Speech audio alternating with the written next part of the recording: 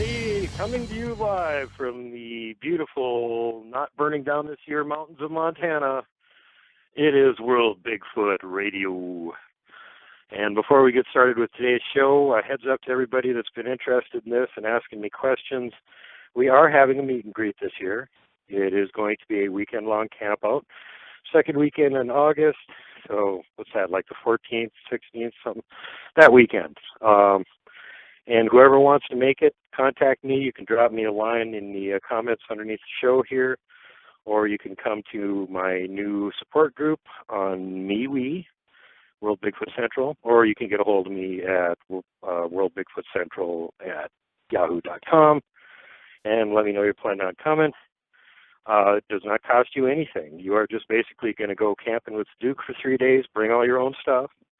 Be prepared to go squatching because that is the plan. We will be going somewhere where there is Bigfoot activity in case we want to go run around and look for them or just be lazy and get them to show up and find us, which usually works better.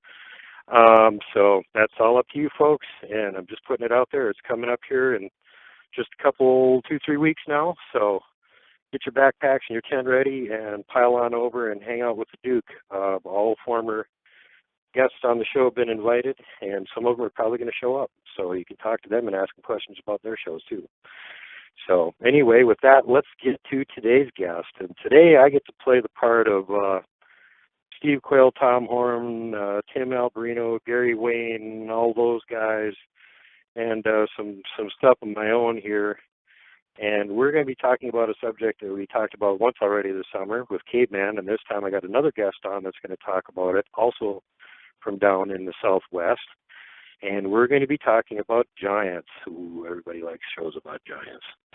So here we go, and with that, let me shut up and bring on our guest, Khat Hansen. Welcome back, Khat. Hello, thank you for having me. Always fun to have you. Glad to have you back on the show again. I know the last time we talked about this, you were actually suggesting doing a show like this quite a while back, and then a bunch of other stuff came up, and here we are actually finally ending up doing it. And you had a chance to listen to the show that I did with Caveman, where he talked about the Navajo legends of what ended up happening with the giants, where they went to, that there was a war on them and all this sort of stuff.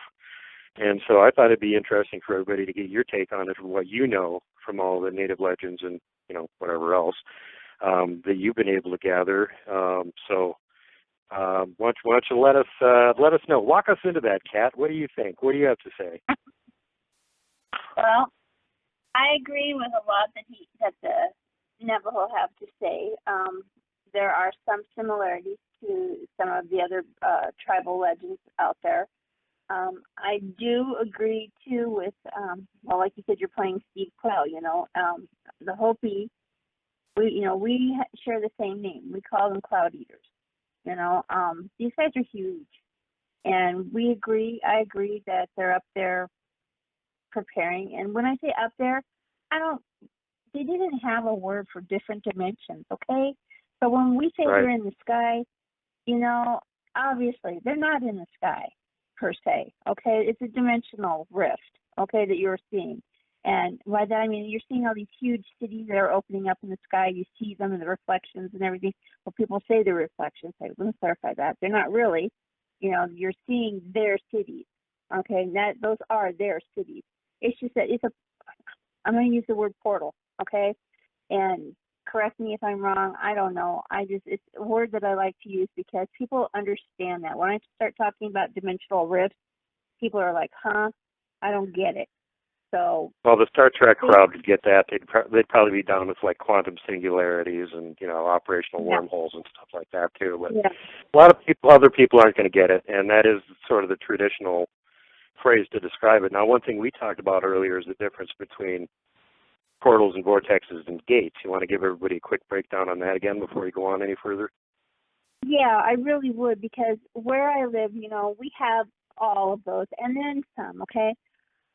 Portals, I really want people to understand this. Portals are exactly what they say they are. They are a doorway, okay, from one dimension to another, and it doesn't matter. It can even be a time displacement, okay? So you can step into a portal. Not only you're stepping into it, okay, and you're going to step into it, and all of a sudden you're going to notice that you're 10 minutes ahead or 5 minutes ahead, or you've lost 10 minutes.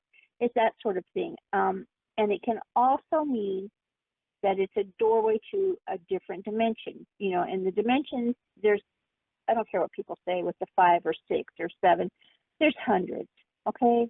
There's hundreds, because you just need to realize that they go off. They're like those mirrors, where you look in the mirror and you can see one of yourself and one of yourself and one of yourself. They're like that, okay?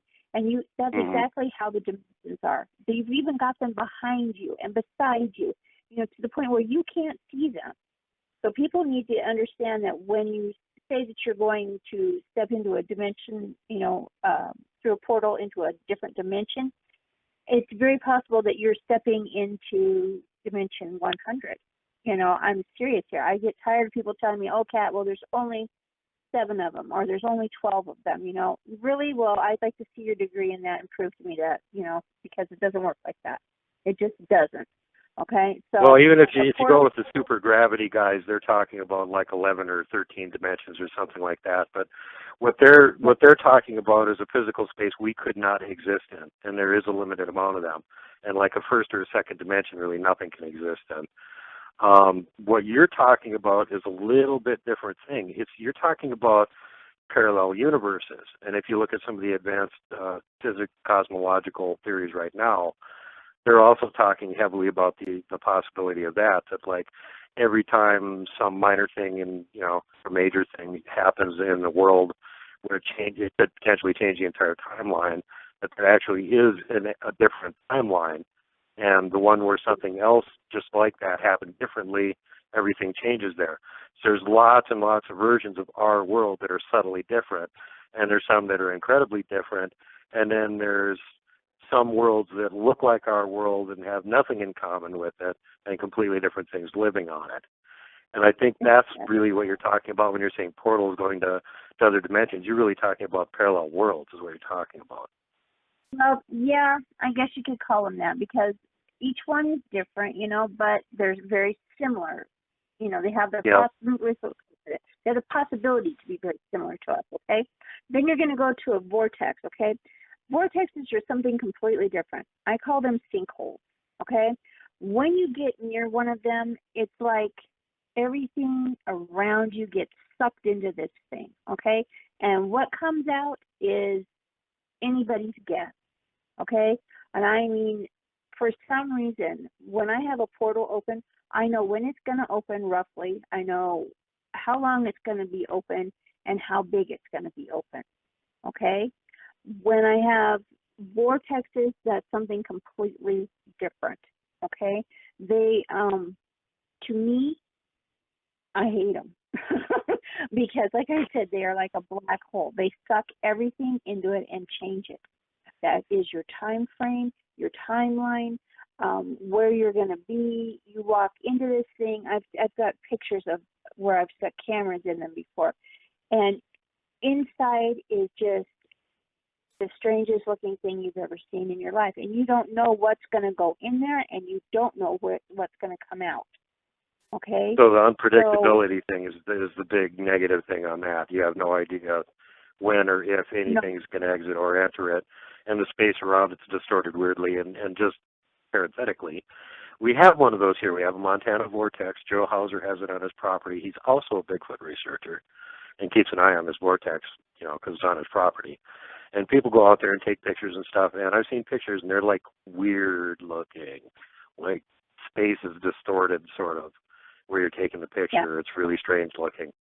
So that's exactly what you're talking about, yeah. Yeah, and then you've got gates, okay, and I'm constantly being called to gate things. Okay, a gate is like, picture a garden gate, okay, and you have the possibility of opening that gate and finding out that you have a new neighbor, okay, someone that you didn't invite and didn't want there. By using that gate at the right time, you can send that neighbor back to his old neighborhood. That's the best way to put it. I really like gates. A lot. So now, which ones of these are like random and move around? Do portals move around, or are portals stationary, and do gates move around, or are they always stationary? The gates move around. The gates move around. Gates move but around. yeah, the nice thing about gates for me is this: when a gate is coming, I know it, because you'll just get the sense that, well, if you're in tune with what's going on around you, you're going to notice that your animals in the area, in the vicinity, act weird. They don't want to be there because they're scared. They don't know what's coming through that gate, and it really bothers them. So they split. They leave. Okay, and I mean, if you've got animals in your house, they're hiding. They're doing everything they can to hide inside your house. Okay, same with your horses in your barns and things. They're going a little ape crazy. They're trying to hide. You can see this, when gates are in the vicinity and they're opening, the weather changes, not huge like some, Walt Disney type of effect, I mean, it does change a little bit. You'll notice that the sun, if the sun is up, it's going to be a little bit strange looking. I've showed a couple different pictures of the sun where it looks kind of almost teardrop shaped, when gates are opening, they have a little bit of a effect, not on the reality that we're in per se, but in like the atmosphere. It's going to twist that, tangle it, and I think it's got to do with the speed that they're opening, because gates don't stay open for very long. They open, they shut, they open, they shut, and they move. So when I get a gate, if I get a gate and something comes through that I don't want there, I'm like standing in line waiting for it to get the sense of where the next one's going to open up. And if I know where the next one's going to open up, I can go to that one, and send whatever came through it back. And I know a lot of people are like, oh, okay, that sounds too freaky weird for me. But it's the truth, and especially if you ever feel like making a trip, come up to Sedona. I'll plug it, because once you come here, you're going to leave with your head just spinning, because you're going to be able to physically see these things and experience these things like nobody's business, and it kind of freaks people out. Yeah, just a bit. You showed me some pictures that were a bit disquieting, to put it mildly. The next question that occurs to my mind, it's like, okay, so a portal is like, open hours at McDonald's. It's going to be open at a certain point. Anybody can go in either way. A gate is like a security door, and if you don't have the key, you're not getting in it. But is it a one-way door? Is it only they can come through to our world, or can we go through to their world too? Gate things, I've never made the attempt to cross over to their world. I'm going to be real honest here, because usually what I shove back through gates are not nice. And you don't want to go there. No. I'm not asking you. Well, I'm not specifically asking if you did. I anticipate you had more common sense than to do that. I'm just wondering if, from what you knew from traditions and whatnot, if that was even a possibility. I've heard that people have gone through and gotten lost, whereas with the portals, the native elders at some of the tribes still have the knowledge on how to operate them and to make them go where they want them to go. Now, you bring up an interesting point there, and thanks for the awesome segue. One of the things that old Steve Quayle, who also lives here in Montana, brought up recently in one of the shows that he did, was that they had gone down to the Southwest there, and it was Apocalypse of the Giants that they were doing down there, and they were talking about how the Giants had gone through the area and wiped out a lot of the local population, and et cetera, et cetera, et cetera, and that the elders had some method of communicating with them. And when they went down and talked to them, they found out what it was, is that they had a portal that they could talk to them through this portal and get updates from them. And the Giants on the other side of the portal said, hey, we're coming back to visit soon. Yes. And that is true. And that is very true. They do have that ability. I'm assuming when they show up here, they're probably going to be acting like the last time, They're not going to be like showing up going, hey, we're sorry about the last time we visited. Here's some flowers. Here's a box of candy. Accept our apologies. I'm kind of getting the feeling that's not going to be the modus operandi when they show up again. No, they're not coming here to be nice. They're not coming here to win friends and influence people. Not at all. Not at all. They're coming to set an imbalance right. And believe me, the imbalance is in their favor. So. Well, leaving all that aside for a second, is it a natural thing that's causing it to be such that it's easier for them to access and they can get here now? Or is there some other not natural agency that's causing this? Or, can we go like blame Switzerland and say CERN is doing it? Or what do you think is causing the veil to be thinner? Okay, well, if I say what's on my mind, people are going to get a little ticked, but this is how it is. I believe it's CERN, and I believe it's a couple other things. I believe that it's humanity messing with stuff that they shouldn't be messing with, and that they were told specifically, don't do this, and we do it. We have to because that's our nature. So in doing that, this goes back to your nuclear explosions, your things that were tested underground and upsetting the fault lines and everything else, okay? What we've done is screw up the gate and the doorways and the locks, let me put it that way, the locks that were put in place to keep them out, okay? And when we did that, you know how if you were to put in a new lock and you sit there with your key ring and you're like, well, I think it's this key, I think it's this key, I think it's this key, okay? We had a big key, and a lot of the different tribal elders knew the key, okay? They knew it, and they kept saying, okay, well, don't use this key, don't use this key, don't use this key. And then when all of this stuff started happening with all the explosions and testing and CERN and just everything, throwing our planet into chaos here, literally, it has made it so that big key that was on that key ring is now lost to the point where we don't even know how to keep that doorway locked and to keep them out. You see, they've got a key on that side. They've been sitting there making a key. And guess what? They've had a long time to make the key, and they figured out we're coming back because the key that you guys had, you lost it. And we lost it by screwing up the frequency and the way that the Earth sits in space, revolves, tilts, the whole 9 yards. We've messed it up horribly.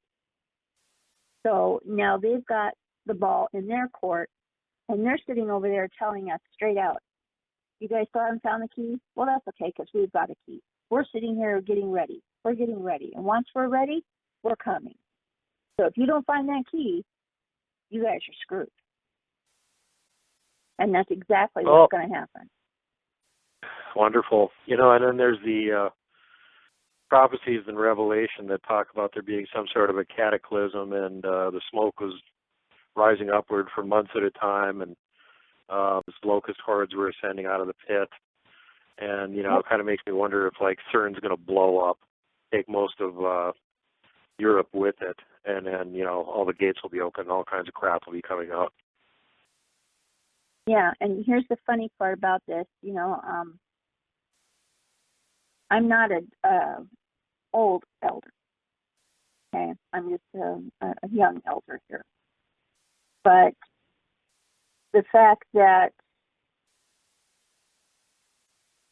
we're talking about the locusts that come up out of the pit, we ourselves have legends of them, okay?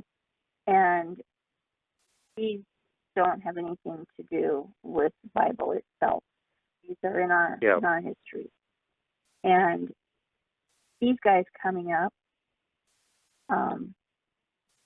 are what we remember of them specifically was that when the giants were here, many of them were locked away in the mound, and these giant locusts were like a war dog for them. They sent them ahead before they came. So they're the sleepers tell, and that ties in with what the military what's been leaking out of there from people like Corey Good and other folks, the Bulgarian pyramid and all that sort of those weird stories, the Kandahar giant in Afghanistan, and Nimrod's tomb, yada yada yada, go right down the line. That they've actually been finding giants completely intact in stasis chambers, sleeping underground. They're basically in suspended animation. And, when the timer goes off, they wake up again and feel like they took a 15-minute nap for however many thousands of years they've been sleeping. And that's what you're talking about right there. That's their fifth column that's actually already here, ready to just come up out of the ground. And the other thing I'd like to say to tie that in with the biblical narrative is that it says that men's hearts would fail them for that which is coming upon the earth. It doesn't say on the earth, so it's like they're not talking about aliens landing on the earth. And it doesn't say upon the earth, like they landed and they're setting foot upon the earth. It says up on the earth. Yes. And go all the way back to Genesis 6, there were giants in the earth in those days, yes, and also afterward. They live underground. Yes. And I have many, many pictures of them. Here's the fun part about all of this. You know what they say about hiding in plain sight? Mm-hmm. Well, these things that you're talking about being in stasis, we only put so many of them away into their dimension, okay, before the door shut. Okay? So they've been here sleeping. And people don't even realize that they're here, but they are. And they're sitting there quietly, literally quietly biding their time, waiting for their commanders to send out the call. Now, I don't know, from what I can tell, I don't think it's going to be their commanders on that side. I think they're going to be commanded on this side. Okay? And by that I mean I'm getting the sense that it will probably be something like CERN blowing up that will wake these up over here. And the ones that are or some other hanky-panky that they're planning on pulling off. I've heard enough weird stories and stuff that makes me think that the Luciferian elitist cults that are running everything are actually in cahoots with the giants and are actively working to bring them back. That would make total sense to me from what I have seen and what I know. That would make complete and total sense. Because the first thing that made me think about this, and this was years ago, and I'm sorry to keep interrupting, but this is important. I was doing some research on satanic cults, and there were some really weird stories about things people that had gotten out of these cults had seen while they were in them. And one of the weirdest stories was that they were having one of their little meetings in a deep underground space, and that it was connected to a series of really big passageways that went deeper underground somewhere. And at the height of the ceremony, like 18-foot giant came walking out of these passageways, walked over to the sacrificial altar, and they gave him his tidbit, which was a living human baby that he ate. And then he was all placated or whatever, and they finished the ceremony and left. So at that time, I was just like, woo-woo, yeah, okay, this person's completely crazy. But then you start getting all this other information and start putting it together, and you get these other oblique things that all tie into it, and you start going, what the hell are these jerks really up to here? We know the giants ate people and drank their blood.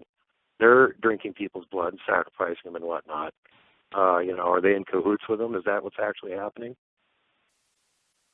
Yeah, see, and I never made that connection because I don't look into the Luciferians. I don't look into things like that because I just have no interest in them.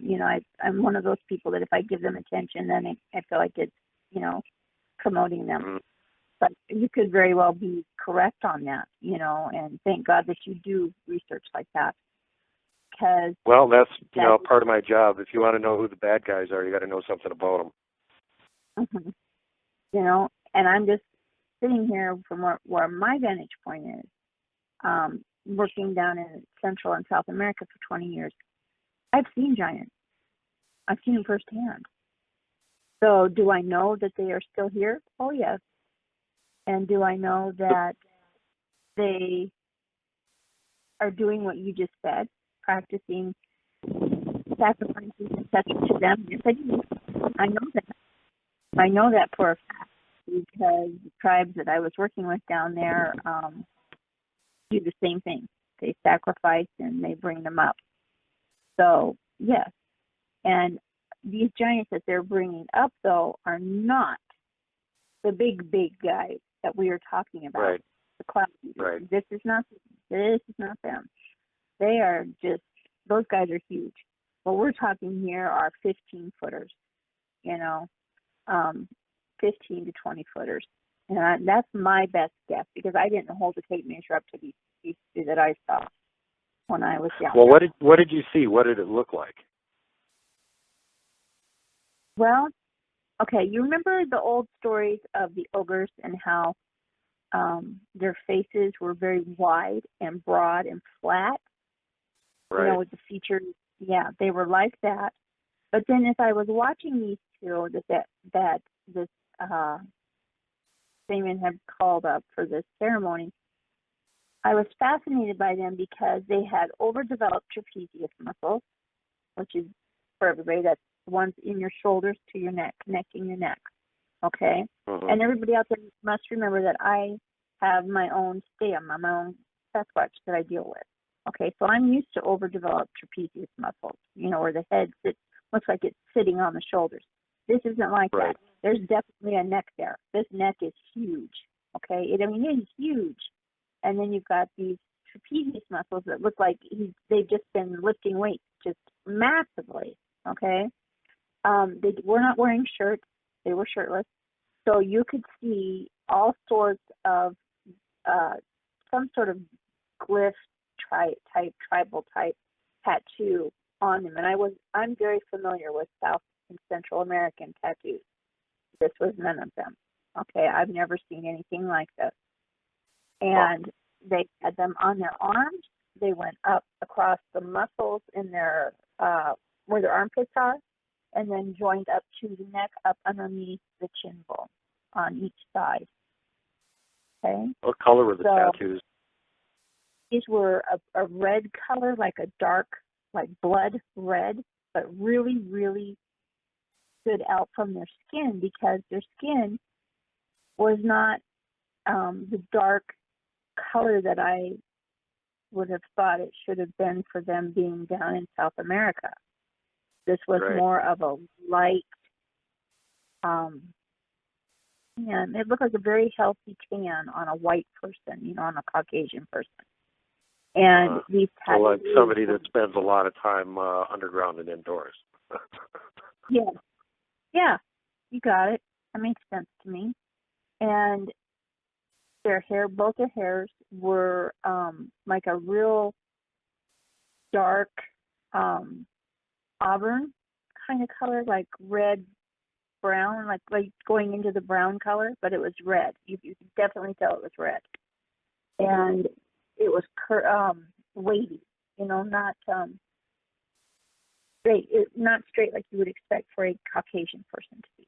It had waves in it, So there was some sort of difference of bloodline there. The other thing that I noticed were definitely the 6 fingers. Okay, I did notice those right off the bat because when you're looking at a 6-fingered hand, it gives you the creeps, and some of my stadium have them. So I know exactly when I'm looking at them. Okay, and these hands were huge. Both of them had clubs, and when I tell people that story, they're like, oh my God, that's so ridiculous. No, I'm serious. They had clubs. Both of them did.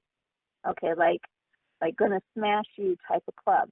Think of the proverbial, club. And that's, and it was huge. Okay, you're talking, these things are 15 plus feet tall.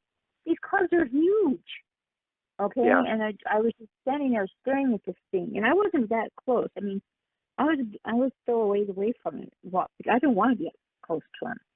Okay, and they were both naked. That was the other thing that I noticed right off.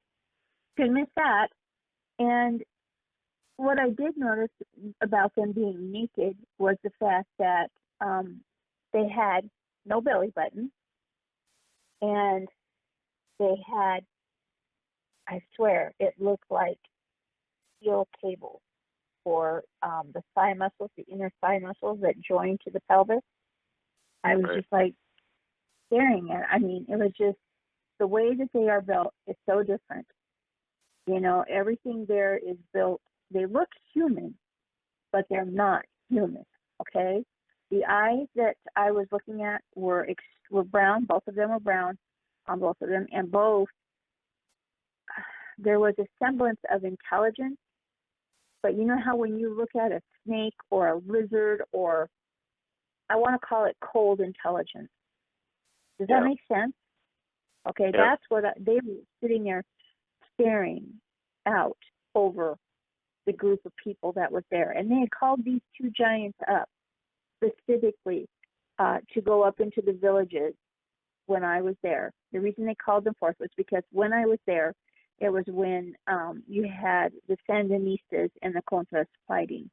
Okay, and they had called these two giants up to keep those two villages safe.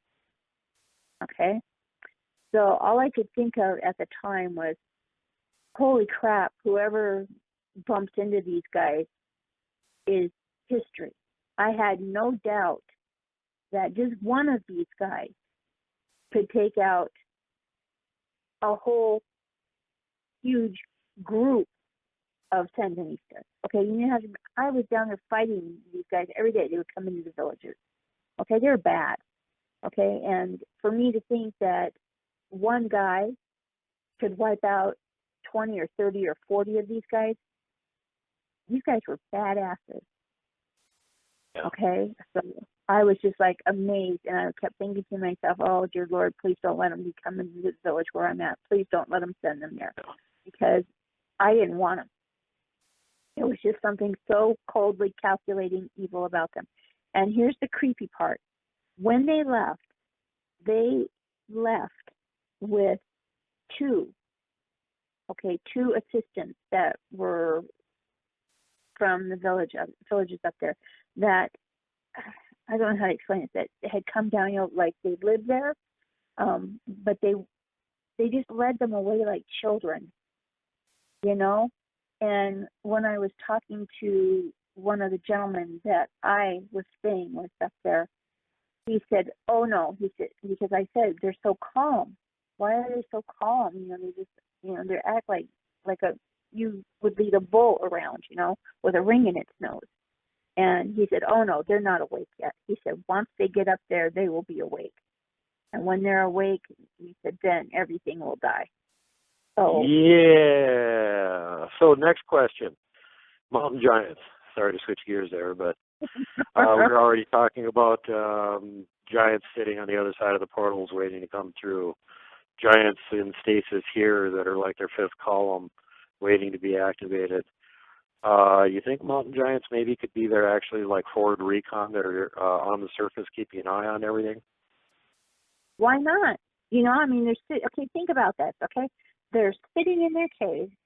They're very intelligent, okay? People mistake size, you know, giant size and slowness for less intelligent, okay?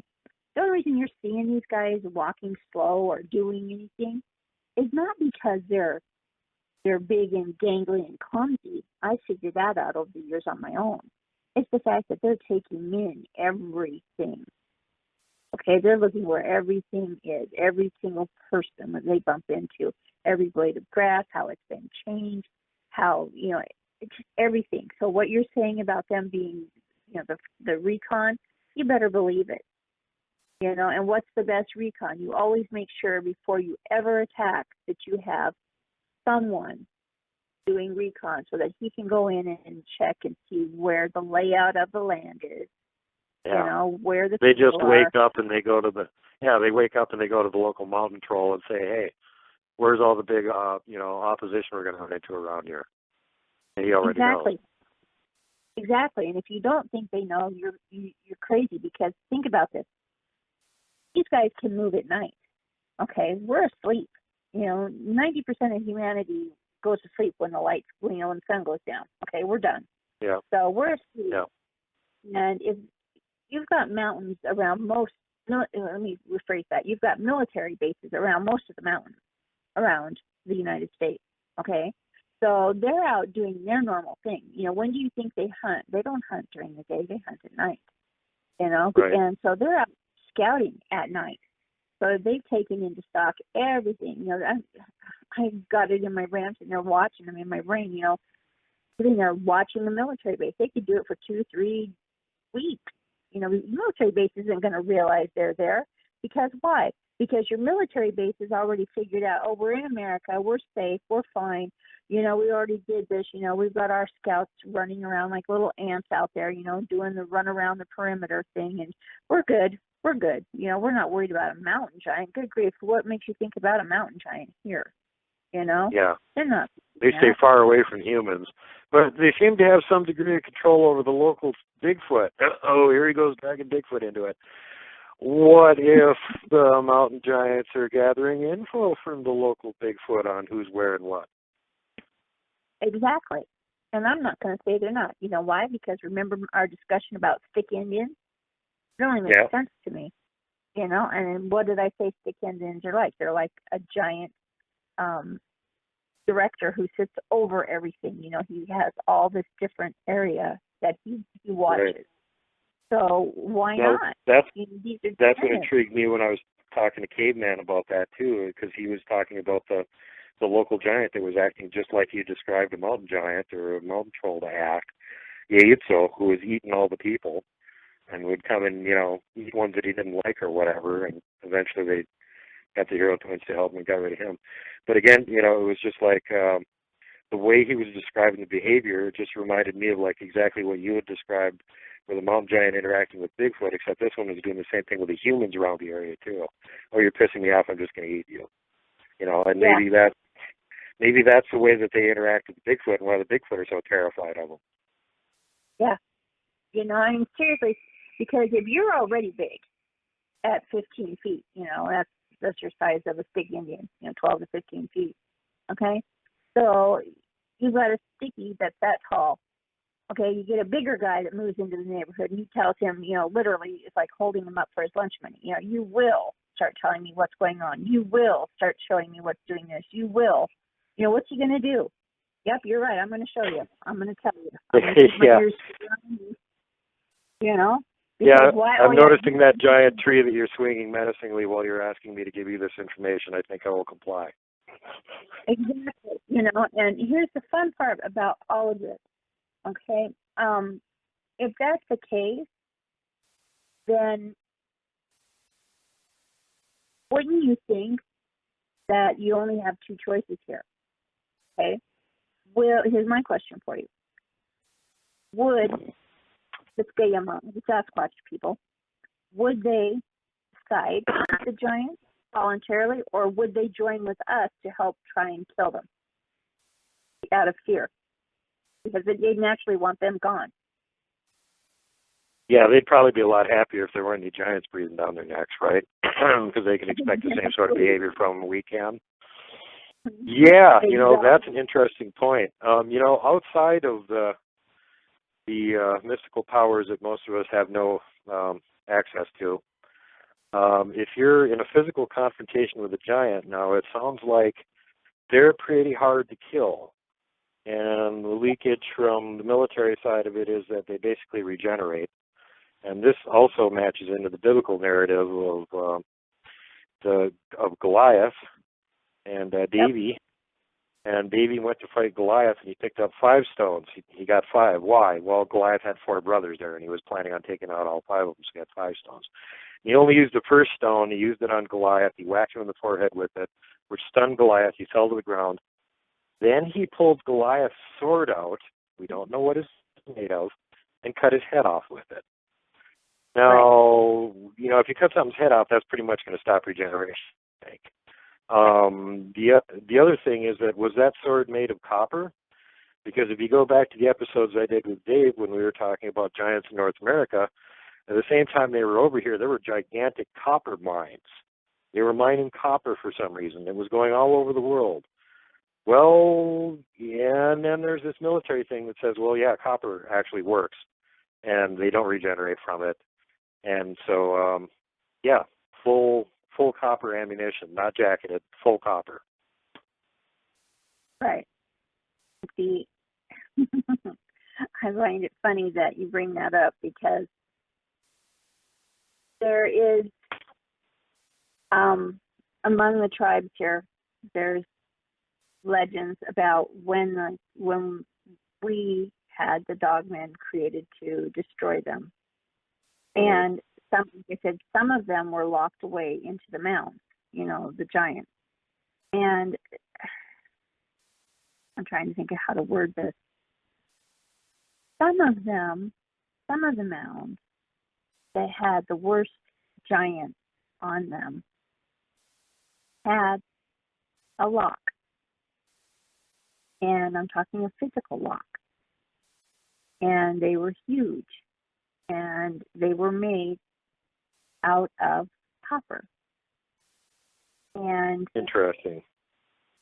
The locks that I'm talking about are not like a padlock. They are more like a combination lock. Mm-hmm. Okay? And you had to line them up. They had pictures on them, and you had to line them up so that way you could bring him forth and set him free. Because unless those were lined up correctly, and there again, vibrational frequency would be my guess, and the nature of the copper keeping him in, he wasn't coming out. But if you knew the combination, you could call him forth. So take that for what it is. Scary is what it is. And then there's another weird thing that occurs immediately, which is, going back to the Dogman thing, which we've talked about, and where the Dogman came from and what they were made for. If the giants come back, are we going to see a whole pile of Dogman running around, ripping them up again? Yes, and that's one of the reasons that you're seeing so many Dogmen now. That's so short version, don't shoot the Dogmen, shoot the giants. I keep telling people this. They're not listening to me. You have no truck. You have no. That's what I call it. That's the way I was taught to talk when I was younger. You have no truck with the dogmen. You're neither here nor there with them. Okay. Everybody wants to be afraid of them. I get that they're scary. I get that every now and then they eat people. Okay, I get it. But my point is this: the enemy of my enemy is my friend. Yeah. And in this particular case, this supernatural horror in particular was created to fight giants. Yes. Specifically. You know why? Those giant fangs that everybody talks about on them, these overdeveloped jaws that are on these dogmen, are made to be able to penetrate through those trapezius muscles. Nice. Choppity chop, chop, chop. Yeah. So I'll say it again for your listeners, and they can play pass along. Don't kill the dogmen. Don't go hunt the dogmen. Don't do this, okay? Because believe it or not, they're coming here in droves because they were sent away for a while until such time as they were needed, and I know that they're obnoxious. I know that they're scary. I know they're hard to manage, but there are those of us out there who can control them. When the time comes, we will be able to control them. And the point is this: they are here for a reason. We only have so many weapons. In humanity, I'm sorry, tank, lasers, things like that, they only work so well, okay? But these things were created specifically to go after the giants. They were made to do this in such a way that they can take them down, whereas we can't. Although, modern caveat, full copper ammo, full copper ammo, full copper ammo. There you go. Exactly. Headshot, full copper ammo. Yep. And please, if you're going to make a headshot, where do you hit him? For God's sake, please listen. Don't tell me you're going to hit him in the eyeball. Don't tell me that. Don't aim for the eyes. There's a reason that David was able to knock Goliath down when he hit him in the head with a rock. Don't you think that he's been whacked in the head by other things, bigger, stronger? He hit him between the eyes. He hit him between the eyes. That's where your supposed third eye is. Okay? It's something that's a weakness, Yeah. Hit it. And if you've got something copper, hit it with that. Please. I'm not going to say anything bad about it because, there's been various times in my own group where people have asked to see what weapons I have, because I don't always carry a gun. I fight hand to hand. And I have my own copper weapon, so we're fine. There you go. So more confirmation for my wacky theory. Thank you. I'm telling you now, hit it between the eyes. Okay. Well, in this segment, was there anything else that you wanted to add that we hadn't covered about all the portals and ogres and all that horrifying stuff? Can we just say one more thing real quick here since we're ending this section? In your portal, your teeth start to shake, you notice your eyes go a little bit blurry, your ears are ringing, things like that, and you haven't been drinking or smoking anything wacky, please get out of the area, because I really want people to be aware of what they're doing, because people step into them and all hell breaks loose. So please, don't step into the portals, go somewhere else, okay? That's a useful tip. So if you feel like disorientation and you haven't been smoking a doobie or drinking a beer, and there's no real reason for it, maybe a portal near you is opening. Yeah, get away, please. Go the other way. Good time to leave, for sure. Oh, my God. All right, dear. Well, thanks for coming on the show again and doing another episode with us. And it sounds like we're going to continue on here and do a part 2. So you folks have that to look forward to. And until it comes out and you have a chance to watch and listen to it, everybody be careful out there. Don't get stepped on by any giants. Don't get drop kicked by Bigfoot. Don't pull Dogman's tail.